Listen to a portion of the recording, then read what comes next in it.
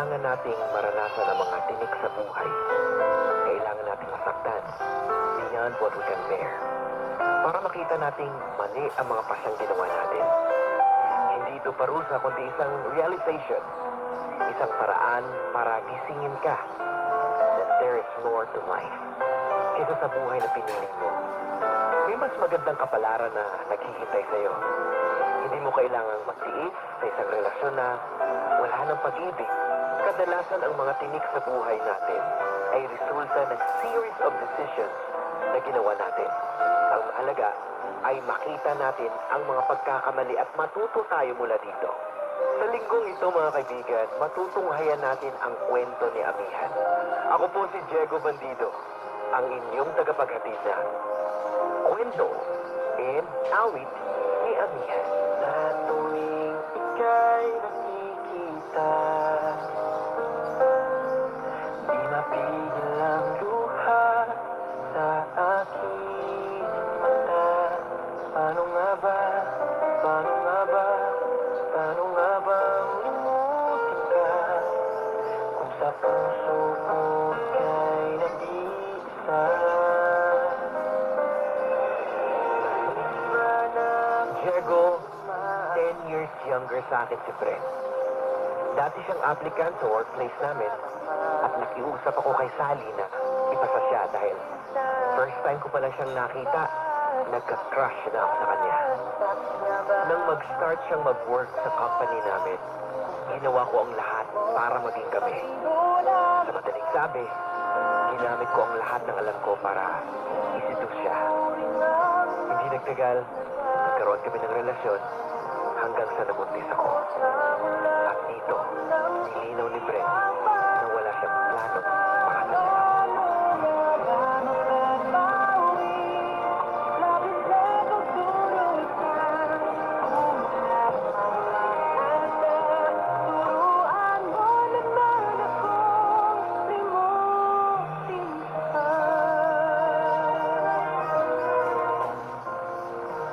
Ayaw ng kasal? Hindi kaya red flag yan? Ano ka ba? Okay lang yun. Bata pa kasi. Nabigla sa responsibility. Kung ayaw na responsibility, sana hindi ka pinakialaman. Ako naman ang may gusto noon, Sally. Bakit mo ba siya pinagtatanggol? Dahil totoo namang walang ligawan nangyari sa amin. Basta na naging kami. Kaya, ayoko rin pilitin siya sa isang bagay na hindi niya gusto. So, gusto niya na kahit anong oras na type niya silipin sa'yo, payag ka. Pero pag pag-uusapan ng kasal, ayaw niya. At okay lang din sa'yo yun. Basta nandiyan siya. Happy na ako. Ewan ko ha. Pero sobrang pagiging liberated naman yata niyang kasiran mo. Bordering on Katangahan. Ito naman, sobra ka namang magsalita. Mahal ko talaga si Bren. Kaya, hindi ko siyang inuunawa. Eh, ikaw ba? Mahal ng mahal mo? Ito namang klaseng tanong din. Sagutin mo lang yung tanong ko. Siguro naman, mahal na ako. Hindi lang siguro siya showy. Sure ka? Siguro. Ay, naku, Amihan. Alam mo, hindi ko alam kung nung nakita mo kay Bren at nagkaganyan ka. Ano naman, paano nagkaganyan? Hindi mo napapansin? Wala ka na sa sarili mo. Lahat ng ginagawa mo, yung makapagpapasaya kay Bren. Abay, hindi ko na narinig yung madalas mong dialogue noon. Wala naman. Anong dialogue ko noon? Na kung ano magpapasaya sa'yo, yun lang ang ginagawa mo. Sali naman eh. Anong sali naman? Ay, naku, Ami, magiging mami ka na eh. Sana by this time, isila mo yung baby mo. Sana nga. Malinaw mo kung ano ka sa relasyon niyo ni Bren. Ang ibig ko sabihin, kung sa seryoso nito ni Bren, tulad ba na pag sa seryoso mo sa kanya?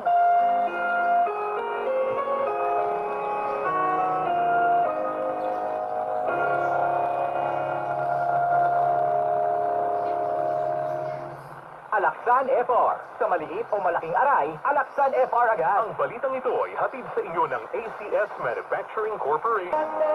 Ang pag-iwas ni Bren na pag-usapan ng kasal, hindi ko masyadong sineryoso. Dahil hindi pa rin naman ako ready na ilagay sa seryosong kontrata ang relasyon namin. Nung panahong yun, happy na ako basta magkasama kami. At hindi nagtagal, dumating ang araw ng panganganak ko.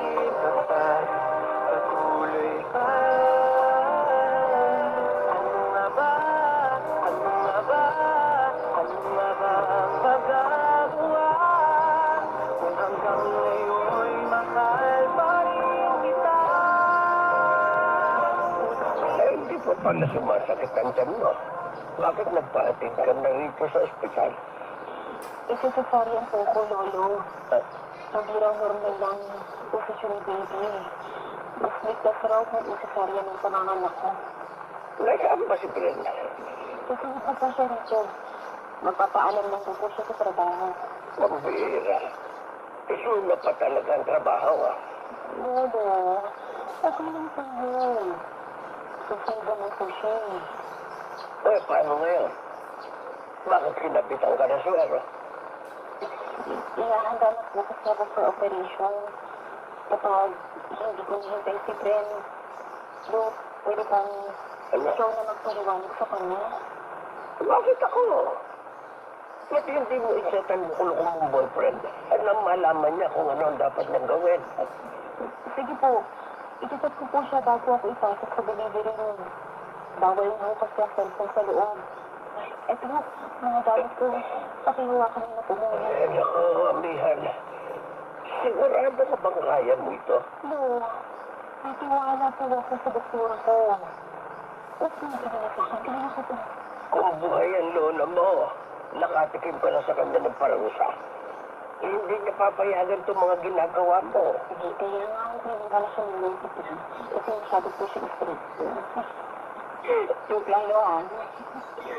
Kapag ko pa pinagalit sa akin, alam ko naman kung naiintindihan mo ko eh. Ano naman nila na sila? Pagkakaroon ko ng apo sa pagod mo. Sige lang. Huwag ka na magalit. Ano man mapaprocess natin ngayon, ako nang bahala. Ano? Alam ko ang magiging ulit mo sa baby. Amihan. Eh, Salamat po. Kasi lagi kayo dyan para sa amin. Apo, sana lang tama itong mga desisyon mo. Ayoko sa bandang huli, masasaktan ka lang.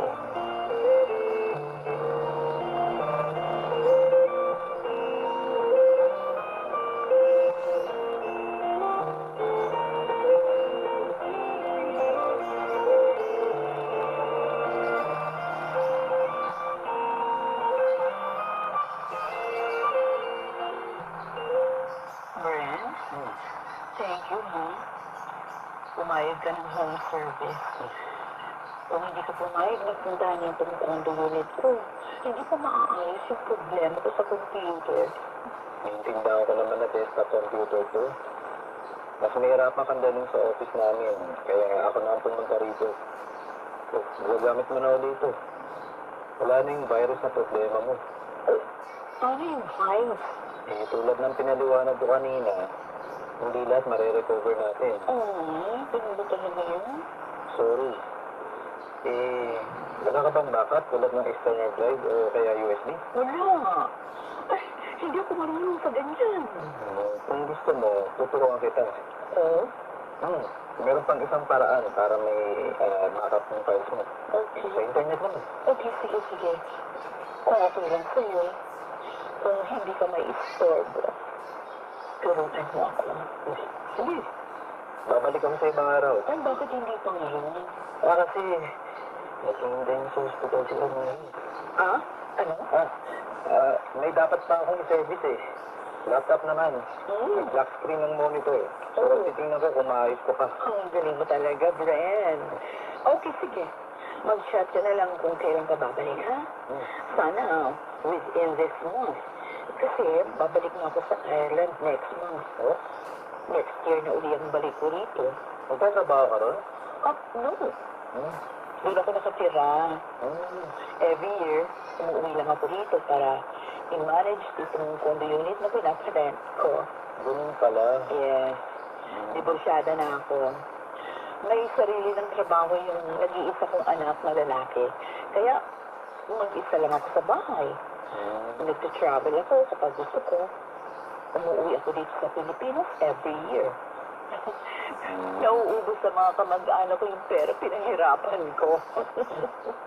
Pero, kung magbabago ang ihip ng hangin, maybe sa susunod, may iba na akong dahilan para umuwi rito. Hindi ko maintindihan. Brent, pwede tayong maging magkaibigan. Hindi ba?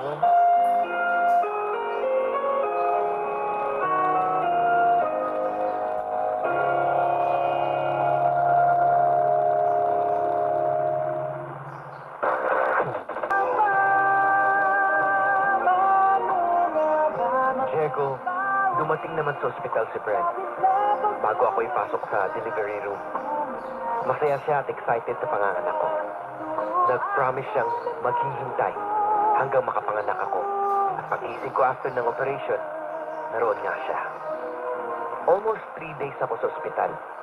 At sa panahong nagpapalakas ako, nandun siya para alagaan ako.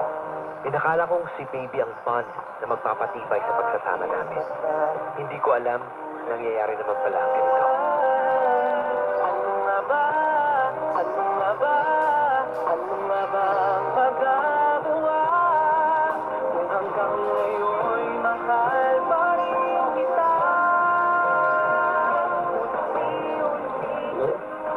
Lara, ako na lang ang tatawag sa'yo. Nasa bahay na kasi ako eh.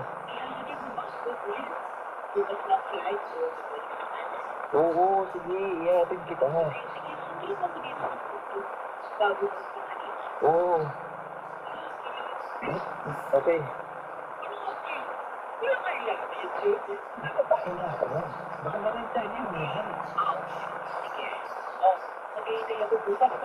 Sige, sige. Bukas, darating ako. Ben, sino tumawag? Parang narinig mo nag-ring ng messenger mo. Kliyente, magpaparepair ng laptop. Nagtatanong kung dadalhin dito yung unit eh. Sabi ko, ako na lang pupunta at may baby tayo. Baka may storbo ang tulog kung may ibang tao. Okay. Nakain na pala ako. Kain na tayo. Sige, gutom na nga ako. Siguro ka bang hindi guilty yung tumawag? Oo nga. Bakit ba paulit-ulit ang tanong mo?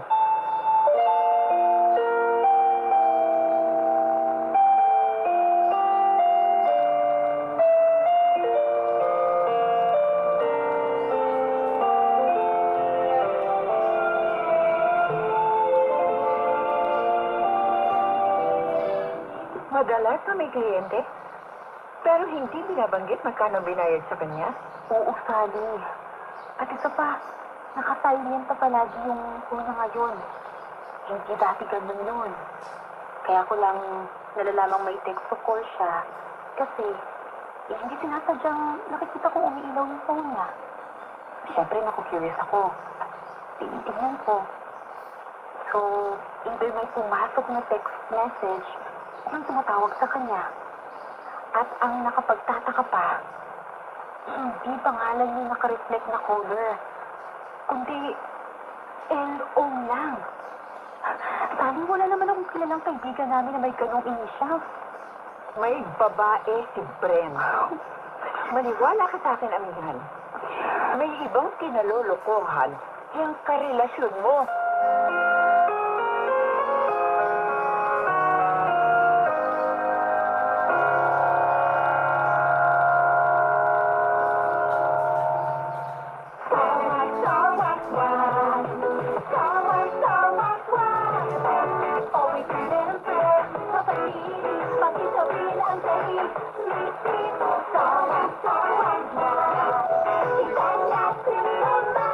Starwax, ang #1 floor wax. May waterproof formula. Uusan man ang tubig, balik yung tabang sahig.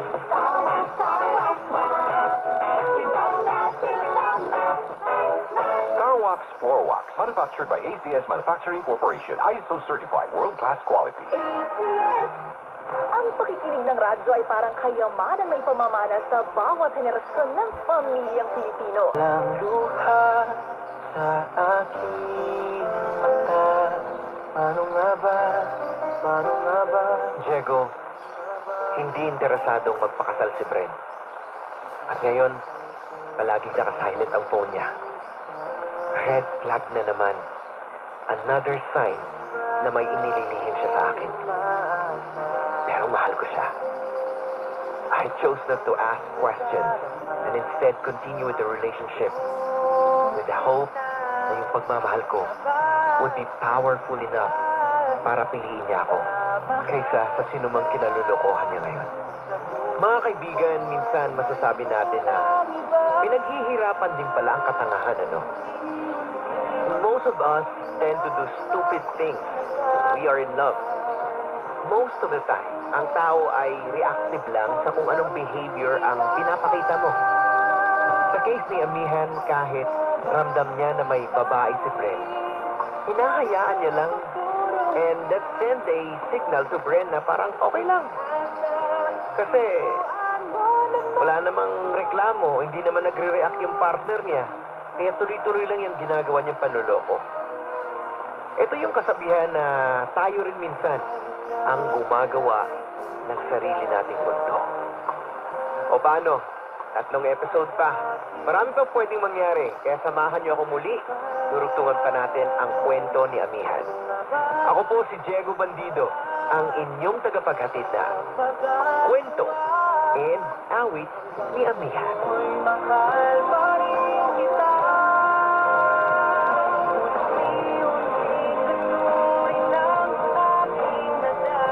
Ang mga nagsiganap sa ating pagtatanghal ay sina Regine Castillo, James Joseph Quadon, Susan Robles, Bobby Cruz,